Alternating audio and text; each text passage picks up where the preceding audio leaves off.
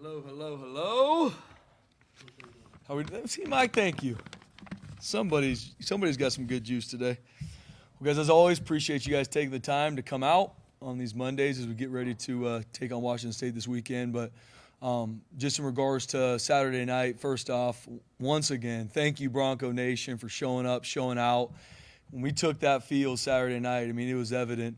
Bronco Nation was there, and this was told to me after the game, which I agree with. Bronco Nation just doesn't come to games; they are in the game, which are two very different situations. It was an awesome atmosphere, and we're going to need every single bit of that this weekend. Sold out game.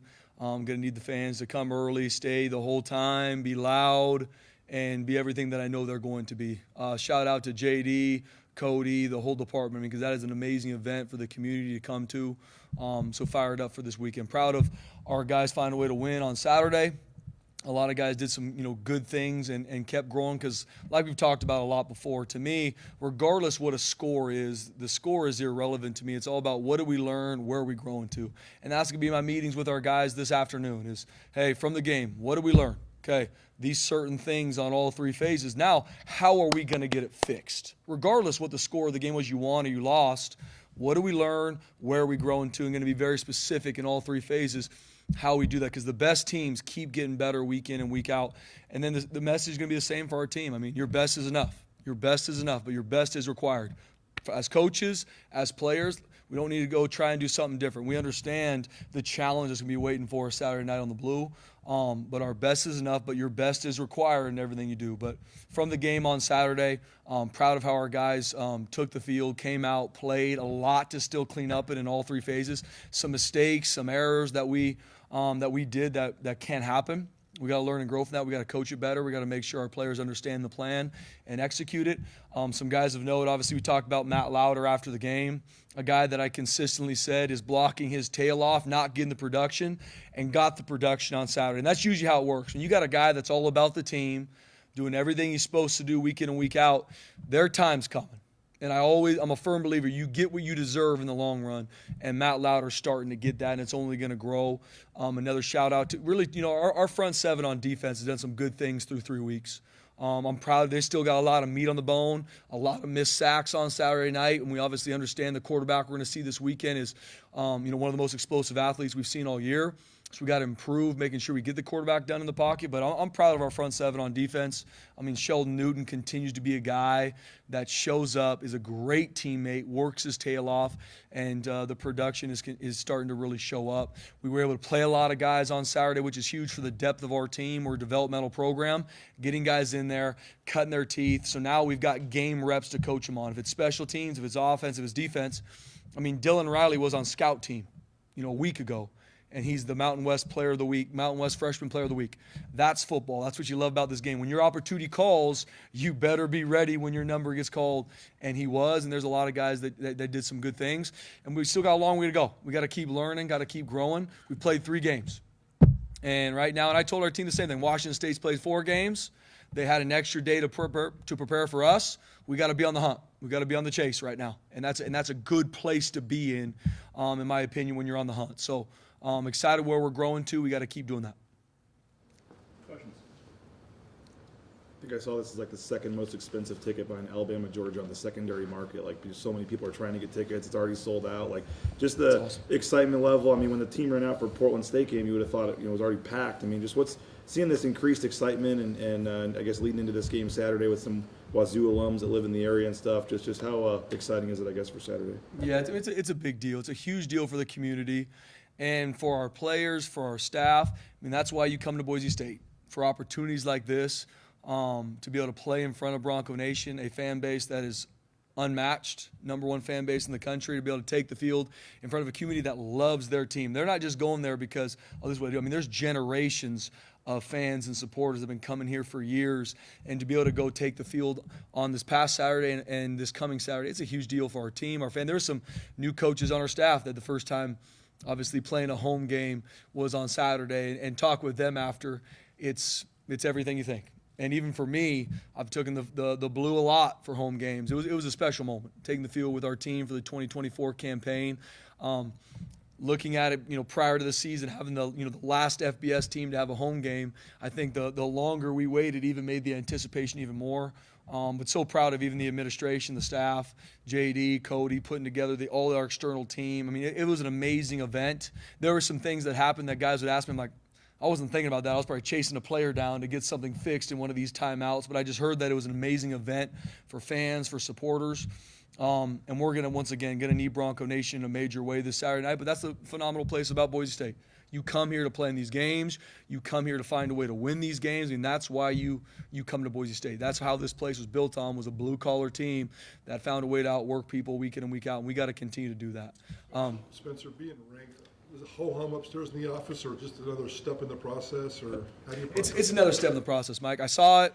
Cool. We got to keep learning and growing. We played 3 games. And that's what I'm going to tell our team. There's a lot of pub about this game, and I get it. That's the reality of it. Huge game, college football playoff, top 25, blah, blah, blah, blah, blah, blah, blah. It means nothing. We got to keep learning and growing. We have a huge opponent. This is the biggest game of our season because it's the next game. It's the biggest game of our season because it's the next game. And that's what our focus is. It's all about the process for me. It's all about what do we learn, where are we growing to. Being ranked, who we're playing, we don't focus on those things. It's how do we continue to be our best every single day because it's required. Washington State's a team, that you guys about to become a conference rival for you guys. It's one of the closest geographic schools to you, FBS wise. What's it going to mean for you to have a regional rivalry like this?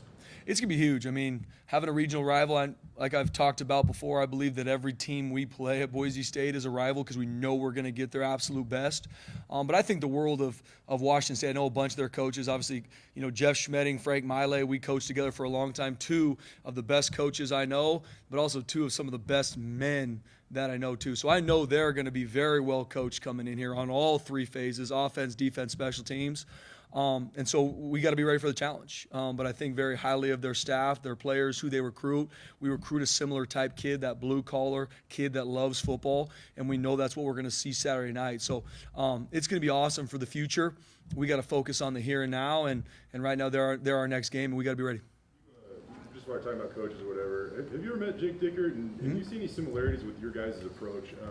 I know you have your differences, but he is very about loving his players and the passion as well. So have you ever met him, and what do you think of his approach? Yeah, I've met Jake Dickert a couple times. We've talked on the phone. I think the world of Jake Dickert. I mean, he's done a great job at Wazoo.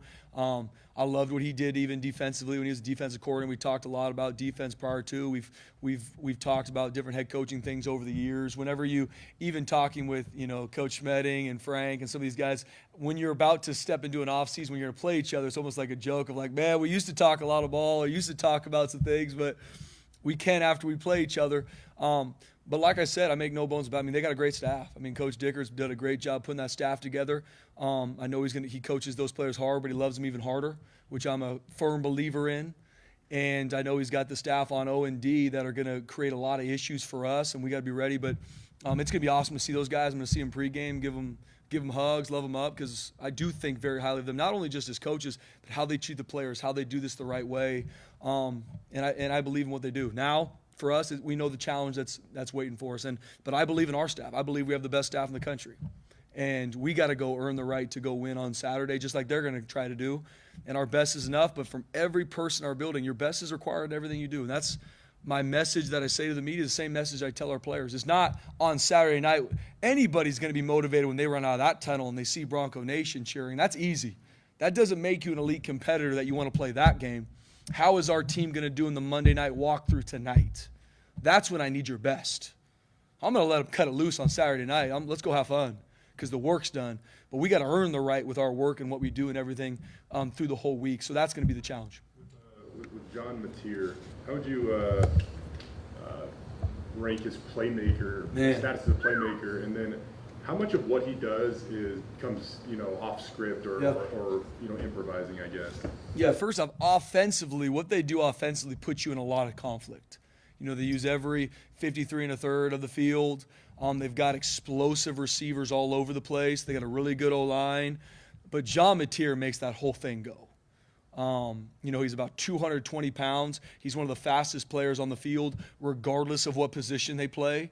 I mean, he's a matchup issue. He makes all the throws. Done a lot of research on him the past really 24 hours, and even during the bye week did some research on him.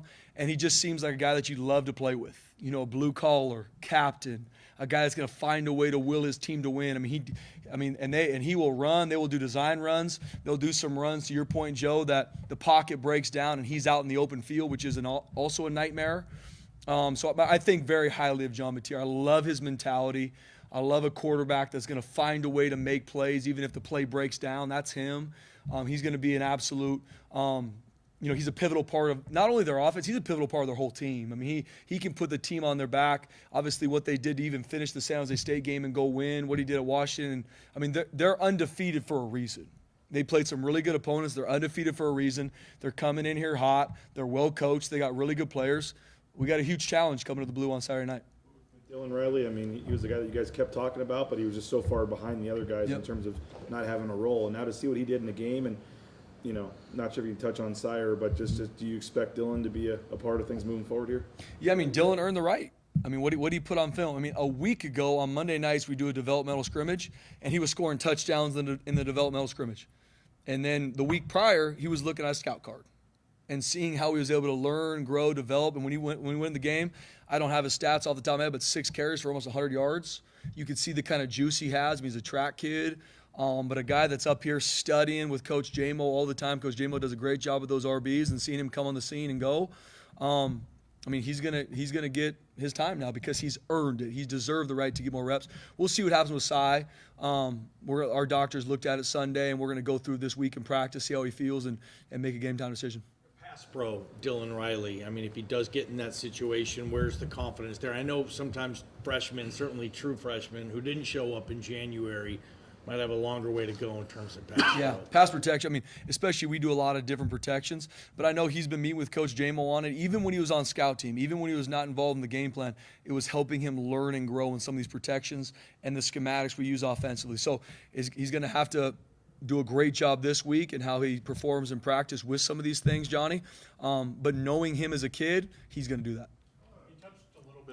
Of it on Saturday, but Tyler Crow, obviously first touchdown Yep. since 2021. He's the past few years he's been the team guy, wanting to do whatever the team needs him to do. So to get him that opportunity, what's that mean for you, and what's that say about kind of the role he's played for you guys? Yeah, I mean, Tyler Crow as a senior, a local kid, how he leads himself and how he helps lead his teammates with his actions, how he works. I mean, through all winter conditioning, spring ball, summer training. He's a guy that absolutely works his tail off. And so he's earned the trust and respect of his teammates because of his actions. And so when you see him go score that touchdown Saturday night, I mean, our sideline erupted because they see him put all the work in. They see him do all the things our team needs to do, and seeing him get that moment was awesome. And he's a guy that does a lot for us on special teams, and we need him to continue to grow in his role in special teams because we need it. We need to take a big step in special teams this week. Catch a pass from Max. I know they both went to Skyview. I'm not sure if they went to Skyview at the same time, but just how cool of a moment was that? Yeah, I think Tyler Crow's 5 years older than Max or something like that. Yeah. Might be off on that, but I think they're different situations. But it was awesome. I mean, we were able to play a lot of guys on Saturday night, which is huge, not just so that guys get in there and can run around and get reps. We are a developmental program. We need to get guys out there, get game reps, because we're going to use those to coach every player on our team, but especially some of our young guys that hadn't got a lot of reps prior to this point. Looks like they've got a number of receivers that are really, really good. Mm-hmm.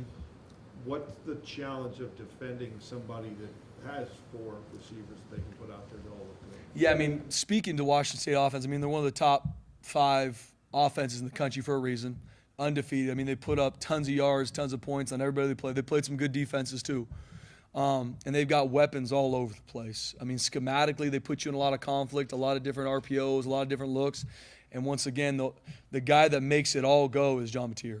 I mean, number 10 is where that whole thing runs through. I mean, he does a great job with his reads. He understands what a defense is showing him pre-snap and post-snap.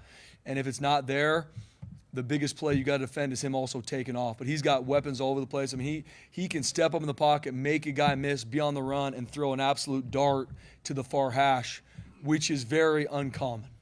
And I mean, he's extremely talented, and he's a big-time leader for their team, so we got our work cut out for us. Going back to just how Sire was tackled on that play, should that have been a personal foul for kind of like that almost that dead body weight type of tackle. And then kind of seen later on Ashton's last carry, that same guy almost put him in a very similar position. If Ashton didn't sit far, I don't know if coincidentally that was Ashton's last carry too. But Yeah, it's a tackle that is a penalty in the NFL. It's not a penalty in college. So horse collar, you have to be pulled backwards for it to be called a personal foul. That particular tackle, some people have heard it called the hip tuck or whatever it's going to be called. It's not illegal in college. It puts the ball carriers in some, very bad situations. So we'll see what happens in regards to the ruling. But right now, it's not a penalty. But it does put the players in a bad situation. Coach, what do you see of your offense after 3 games? As you look at the big picture of you had high hopes and confidence coming into this season, but it's top 5, top 10 in many categories. So just your overall look at this offense. Yeah. I mean, Coach Koetter and our offensive staff, they do a great job. And I believe, without question, we have the best staff in the country. Not only who they are as football minds, putting our players in schematic advantages, but how they love these kids, hold them to high standards. I mean, if you guys see what I see, the amount of meetings from academics to life outside of football to the one-on-ones, checking in on, this is a staff that loves their players. I mean, and that's a non-negotiable for me. To come here, you got to love your players, and that's an action. That's sacrifice. It's also telling these young men the truth, what they're screwing up, what they need to grow in. And you can see that connection from, just speaking about our offense right now, they've been extremely explosive. We are going to run the football. I believe in that being the mentality of our team. We're going to line up and we want to enforce our run game on a defense. And then you can see the explosive passes we can get once you establish that run game. Starts with our offensive line. Yeah, some guys are banged up. Hopefully we get some of those guys back. But whoever's up, that's the standard which we play offensively. We got a lot of weapons. And Coach Koetter's done a great job moving the wealth around, getting guys different looks, the ball in different situations. And Maddox Madsen's played really well. He did a really good job on Saturday. He's a redshirt sophomore. He's going to keep growing, but he's an elite competitor. He preps the way he needs to play successfully every single day, and he's only going to continue to get better, and he did some really good things on Saturday night. But very proud of our offense. There's still a lot of meat on the bone, and I know that's what I love about Coach Koetter and our staff is they're focused on what we need to grow in, not look at all the amazing things we've done. Yeah, that's good. We can build on that, but where are we growing to, and not sitting around after 3 games patting ourselves on the back. Because the more you do that, and I'm a firm believer, the more you pat yourself on the back or get pat on the back, that chip on your shoulder starts to get knocked off, and that's what can happen. Randolph and Carry On and Caples. You expected to see any of them on Saturday? Right now, we're going to keep working through it, Mike. All 3 of them? Yep. Going to keep working through it. Our trainer's doing a really good job. We're going to keep working through it. Madsen to Camper. This is 3 weeks in a row. I don't think it's a coincidence anymore. Madsen's told us he picks him up every day in the building. What have you seen between the connection between that particular quarterback and that particular receiver? Because it looks like we're seeing it every Saturday. First off, just talking about Cam Camper, Johnny, a guy like we've talked about before, missed all spring ball due to injury, missed really the majority of summer training because still rehabbing from the injury. Really comes on the scene in fall camp. All right, Cam Camper, what do we got? And a guy that, since he's been here, has been early to everything, lives in the training room, does everything we need him in the weight room, was just in the film room when I walked down these stairs. So that's who Cam Camper is. So some of the stuff he's doing now is not shocking for the staff because we've seen him continually work to grow and develop. And Maddox saw it too. And he's a guy that on their own time in the summer would come find me and say, Coach, I'm throwing the ball a little bit this afternoon with Cam Camper. He looks really good. I haven't seen him catch a ball to this point. But Maddox is with him saying, man, Cam Camper's done some really good things. And so as he continues to come on the scene, that is earned through the work that he's put in with Maddox, and they've got a really good connection. On Sheldon Newton's sack, have you seen a more dominant single rep by any of your players this year? I'm going to have to probably say no to that, Jay. By Sheldon Newton, and I can't be more happier for him. Reason I can't be more happier for him was, one, it's a big play, 3rd down sack, awesome. Bull rush worked perfectly. Just looking at who Sheldon is now to when he got to Boise State, his development in all phases, he deserves all of it. He deserves all of it. And that's why he asked me, and I've talked to him, he asked to be jersey number 9 last year. I said, nope, you got to go earn it. You got to go earn it. And he did. He didn't, oh, well, I wish. No. He's a guy that gets coached hard, and earns all the credit he's getting. He earns it. He's going to earn it this week in practice. That's who he is. How he got his body to where it is now. And he's going to be continue to be a matchup issue for offensive lines because he earns it every single day. But it was an impressive clip. I'll be showing the guys that tonight. I promise you that. That was one of the offseason storylines, like getting more pressure on the quarterback. And you guys are tied, for first in the nation with 4 sacks a game. How have you felt, in terms of the pressure you guys are getting? Yeah, Coach Chins, Coach Frazier. Working through the pressure package every week. They've done a great job. But more importantly, it's a testament to our players. Really, buying into what we're going to do, buying into the fact that, hey, to play good defense, you have to pressure and confuse these quarterbacks. John Matisse,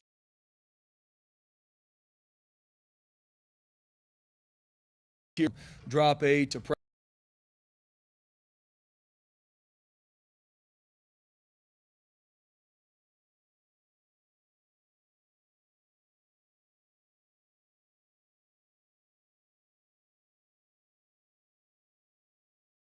Where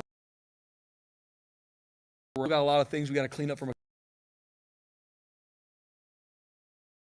great staff, and so there's a lot of things when you leave a game that, yes, maybe it went okay in a game. Open receiver, that's a bust in communication, that's a bust in coverage, or vice versa. Hey, coverage really good, but this pressure pattern's off or this rush is off, so that's why the quarterback gets out. So that's a beautiful part of defense. It's got to be 11 guys working together. It's the front and the back end working together. And so the sacks we're getting, yes, is a testament to the guys rushing, but on those sacks, more times than not, there's nowhere to go with the ball too, which is huge. Along those lines, how nice is it to get from so many different people? I think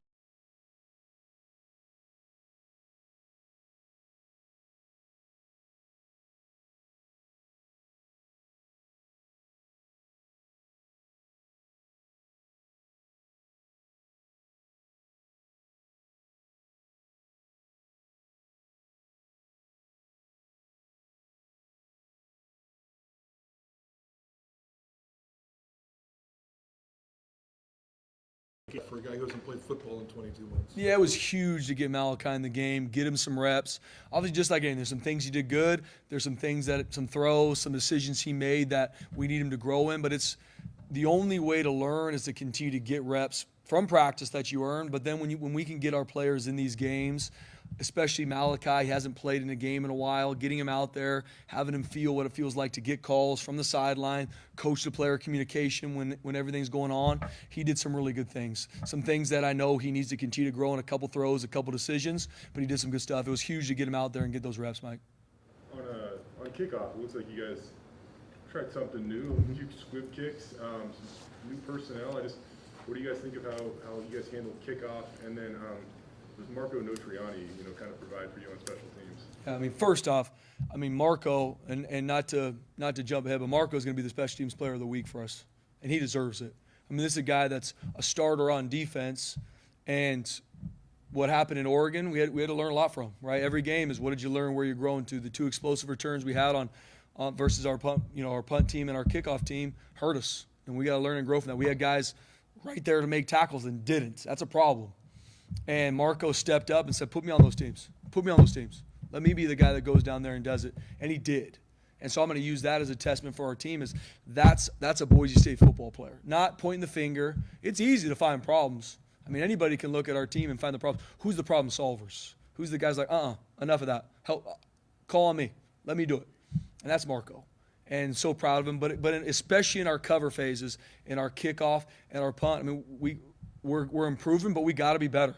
We got to be better from a specialist standpoint too. James did a couple crazy things on Saturday that worked out, but he's got to be better. He knows that. He's got all the talent in the world. He's got to be better. He knows that. We got to find a way to continue to work to kick the ball 8 yards deep in the end zone.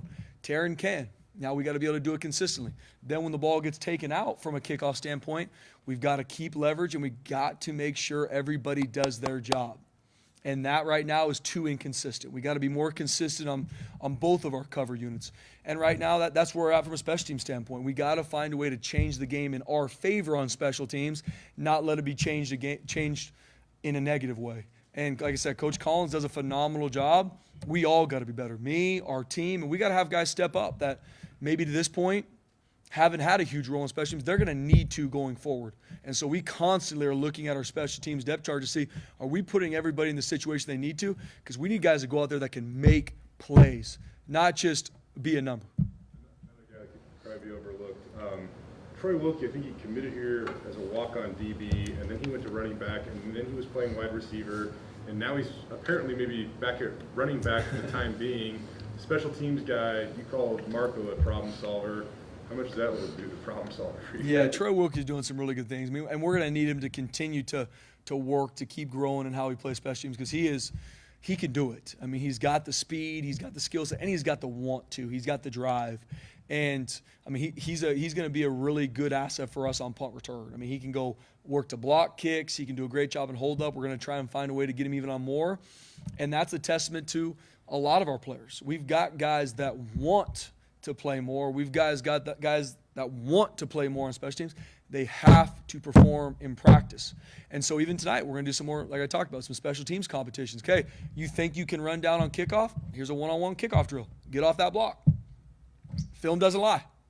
Don't be angry that you're not playing. Put it on film tonight. And we got to do that with every single phase, OD, special teams, because for me, everything is earned, and it's earned in practice. Not because, trust me, Coach, I did it in high school. Trust me, I did it. Do it in practice. And that's what we need to do across all 4 phases of special teams and on O&D. And that's the message always to my team is that. What a guy like Bates do to earn that opportunity? Yeah, perform in practice. And a guy that since he came here, came in June. We had a lot of freshmen early enrollee. Him and Dylan Riley didn't. They came here in June and kept working, kept getting better, even going through our whole freshman bridge program. Handled it the right way, handled his class the right way, learned the offense.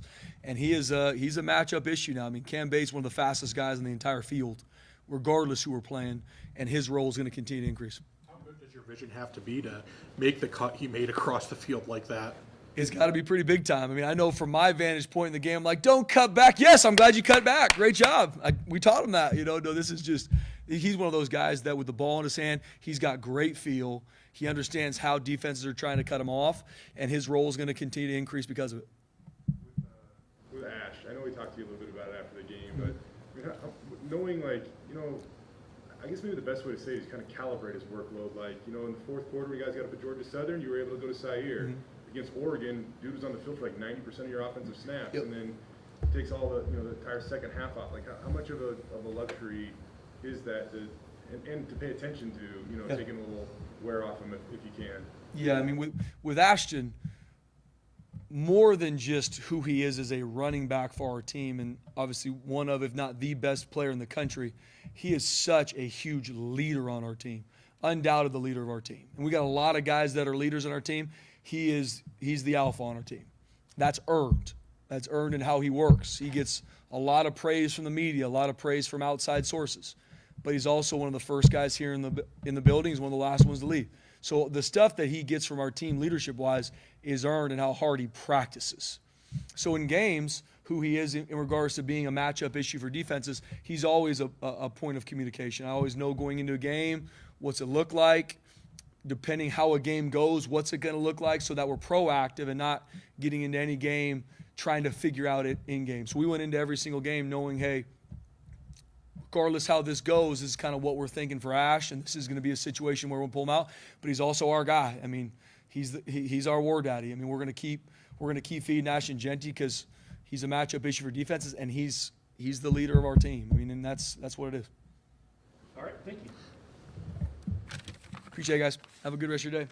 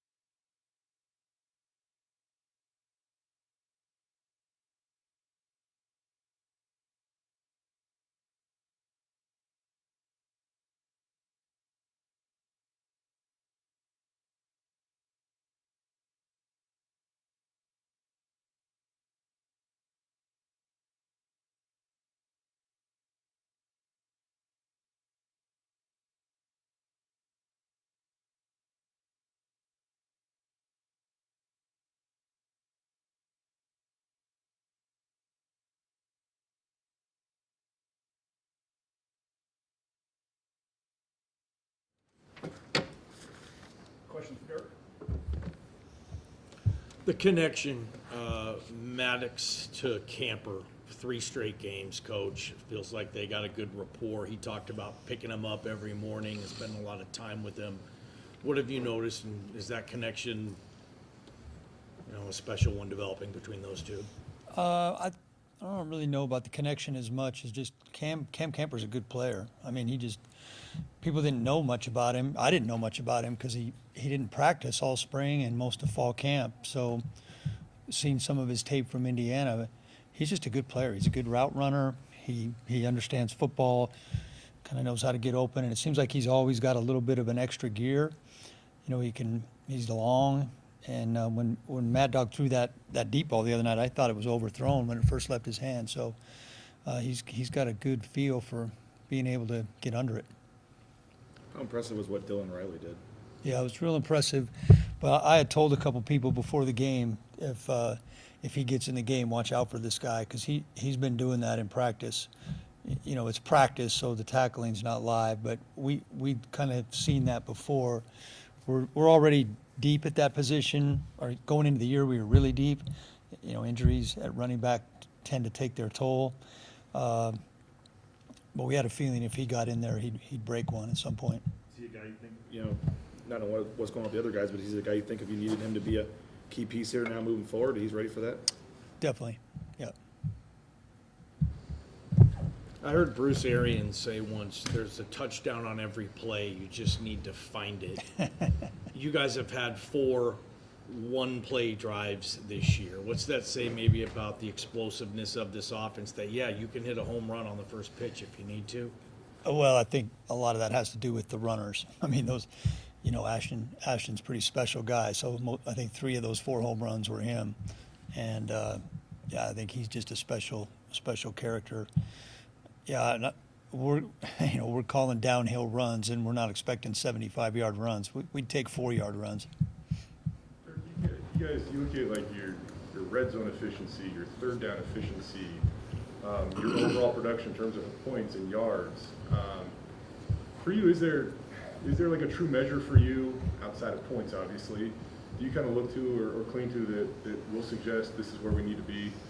If you study it, the things that lead to points, obviously not turning it over, explosives, red zone touchdown percentage, third down conversions, sacks. We have been extremely lucky, if you will, or extremely productive, or extremely efficient, some combination of those 3 to this point. It'll be tough to keep it up at that same percentage, but we'll sure try. Tyler Crow had his first touchdown in 3 years. Just, in the 3 years since, he's been doing a lot of big things for the program still. What's he meant for this team? Yeah, T. Crow is just one of the guys that this program was built on. He's a blue-collar Idaho kid who wanted to always play here, does exactly what he's supposed to do, tries to do everything right, can play and fill a lot of different roles, always there when you need him. And it was cool to see him get a chance to touch the ball a little bit more. He did a nice job. With Cameron Bates, you guys, obviously that's probably the top of your call sheet to get that one in. But talking with Spence after the game, joking around, like, don't know if he's necessarily supposed to cut it back there, but he does, and he scored. I mean, Yeah. What do you think of him just going and making a play there? Yeah, well, he's got really good speed, and he can change directions fast. Yeah, he was not supposed to take it all the way back across the green like that, but it worked out pretty good. We've been working on that for a couple weeks, and didn't really know it was going to happen. The third play of the game, we had it as a high red zone call. Didn't know it was going to happen that quick, and it just came off the board quick, and that was kind of fell into it. But it was a really nice play by him and well blocked. That was another example. I know Matt Lauder, we've been saying how well he's blocking. He had the key lead block on that play as well.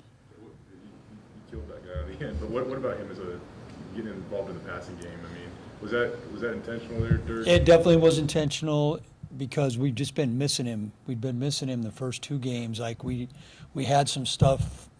We sort of try to design things for different guys, and we just been missing him. We hadn't been connected with him in those first 2 games. So we had 2 or 3 things designed where we we were going to try to get him to get some touches early. I wasn't necessarily planning on 6 in the first half, but it did work out that way. Your O-line, I mean, the way you're running the football, you've only given up 2 sacks. I mean, given the injuries and stuff, how impressive has the O-line play been? Yeah, I want to start on that sacks thing. First off, to have 2 sacks in 3 games, and one of them was a coverage sack where Mad Dog ran it and was for a loss of 1. And then that second one the other night was when we had our second group in there, and the left tackle, that was a mental mistake, not a physical mistake. He just slid to the wrong guy. So when you can run the ball, it makes protection easier. And so exactly to your point, they're doing a fantastic job of run blocking. Being able to run the ball helps our pass blocking. And those guys, considering we have 2 very experienced starters not playing right now, it's a testament to how hard they work and the job Coach Keen's doing with them. Small sample size, but how did Malachi grade out for you? Well, I'm not going to give you the number, but all 3 quarterbacks, all 3 quarterbacks were efficient in what they did. I mean, it was great to get Malachi in there. It was great to get all of our second team and a lot of third team guys in the game. There's nothing better than having a chance to get those guys in a real game. And Malachi made one of the best plays of the game on that 3rd and 24, whatever it was. That was a beautiful throw, great read. He also missed a couple of throws that he can make. Back to Matt Lauder, to be able to come back from that fumble and score a touchdown the next drive. I know next play mentality is what you guys have. Is that just something that you get as you play more football and you become more of a veteran? I'm not sure where it comes from. I mean, it's not the easiest thing to get, and we do talk about it a lot, and I don't know if you ever really fully have it, but I think if your team's having success, that makes it a little bit easier. Dirk, how much do you know Troy Wilkie? And just like he's been like he's a walk-on. He's moved all over, played numerous positions, and then look up at the end of the game, and he's getting carries again. Like this, he's on scout team. Like I mean. Yeah, going back to when we were talking about Tyler Crow, Wilkie's in that same group of guys, and the way the game shook out the other night, Wilkie's been playing mostly wide receiver in practice and playing on scout team, but Breezy was only available in an emergency. He dressed out for the game, only emergency, and then we lost Sire, and Dylan had already played a lot. T. Crow had already played a lot. Ashton was done for the night. So I got on the phone with Coach Montgomery, and I said, I get Wilkie ready, see what he wants. And Jimmy got back on the phone with me and said he likes Seattle and Oakland. Those are our 2 outside zones. He likes Seattle and Oakland. So we ran 6 Seattles and Oaklands, and he did a good job. It was cool to see him get in there. Washington State's defense? Yeah, they're good. They're very well coached. Obviously, Coach Dicker being a former D coordinator, they take on his persona. They're fast to the football. They really run to the football well. They're a good tackling defense. I think they have 2 real good D linemen and 2 really good linebackers. So this will be. I'd say it's a defense that's on par with Oregon. Very very similar to the defense we played at Oregon. All right, thank you. Thanks, Dirk. Thanks, Coach. Thank you.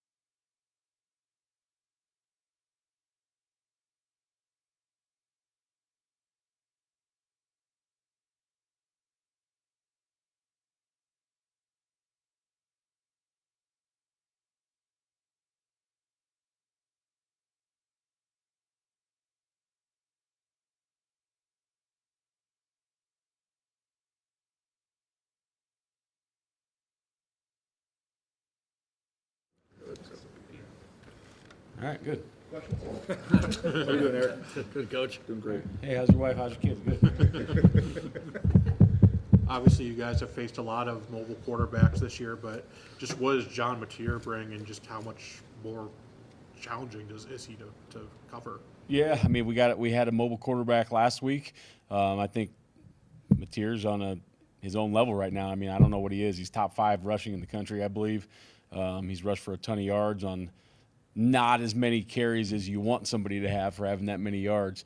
So he's turned runs into explosives, designed QB runs. He's also got a lot of yards rushing when the pocket breaks down or the coverage is really good, and he's able to find some scramble lanes. So a lot of difficulties, always trying to get enough people in the box to stop those designed QB runs, and then finding a way to either keep him in the pocket or have somebody on him during the pass game. How much of what he does, especially with his legs, isn't necessarily designed, I suppose, or is him kind of improvising? Yeah, I mean, you look at it, and it happens both ways. They do definitely have plenty of design QB runs, some QB counters, some draw game, some read option stuff where he can pull the ball, and then, like you said, pocket breaks down, and he can just make it happen. Extremely good athlete. He got in the game last year and played some other positions, so he's a good athlete. I mean, he's like 220 pounds, so he's put together well. He runs the football hard. He's like a running back once the pocket breaks down. You guys are tied for first in the nation in sacks per game. Before. How have you liked the pressure you guys have been getting on the quarterback? I like the pressure. I wish we would have a few of those sacks back. So I think we need to work hard this week on making sure that we're taking good angles. We're getting to the near hip when we get in that pocket. Obviously, you get pressure with big guys up front, and they aren't as great in space as the littler guys when they're trying to make tackles. But our job is to make sure that we can get them in drills and get them in the right leverage to make those plays. So I guess happy with the pressure, not happy with the amount of sacks that have come from the pressure we've gotten. Have you seen a more dominant in-game rep by any of your players this season than Sheldon Newton on his sack? I don't know. I mean, you watch – that one got highlighted because he got the sack. We'll say that. So a more dominant highlight, probably no. But there's things that happen in the run game where a D tackle or a D end purely dominates an opponent, and that never gets shown on Twitter or whatever. There's times where a DB, a corner, a nickel, a safety completely smothers a guy, and that never gets shown on a highlight. So there's been a lot of guys that have had a lot of great reps. Sheldon just happened to be a great rep with a highlight-worthy finish. So probably the best highlight so far. At the beginning of that, though, I mean, he killed that guard.